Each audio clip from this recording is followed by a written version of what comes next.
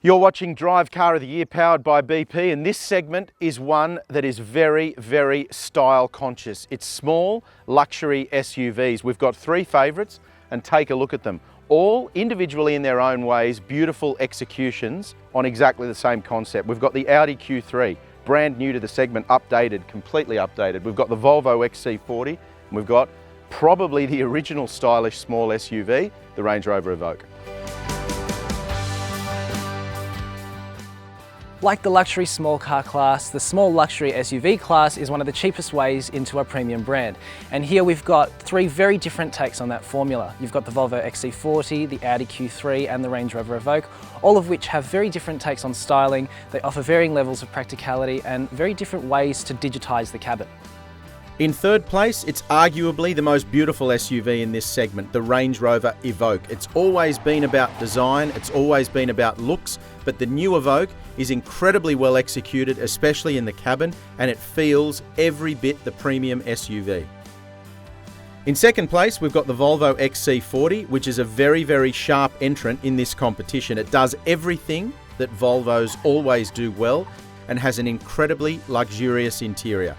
It just couldn't quite make it though onto the top step of the podium. And the winner is the newest entrant in this segment, the Audi Q3. They've really made this car grow up, and the new one is better than it's ever been. Well, didn't this segment get really interesting really quickly?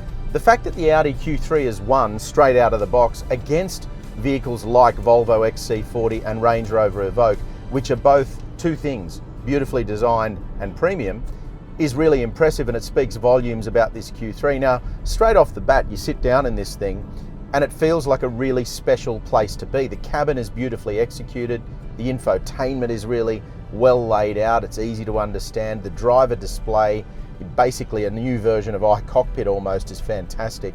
I'm loving the mapping that I can see here. It almost looks lifelike or three-dimensional. It's fantastic. And just the way that the cabin's put together feels like you're in a vastly more expensive vehicle than you are. Now, you're obviously in this segment when you're shopping with this kind of budget for these kinds of vehicles. You're probably coming to it initially because of the styling. And I think that's where something like the Evoque is as impressive as it is, because it looks beautiful and it's a special product. However, the Audi Q3 still resonates for very much the same reason. And while the exterior styling might not be as avant-garde, it's still beautifully executed in totality. So when you look at the outside of the vehicle, then you jump inside, it's so nicely put together. It's about more than that though. It's the drive experience, it's how solid it feels, it's the fact it feels probably a segment bigger than it is, and the new version has been improved for those reasons. There's more room in the second row, it's a hell of a lot more practical for a lot more people.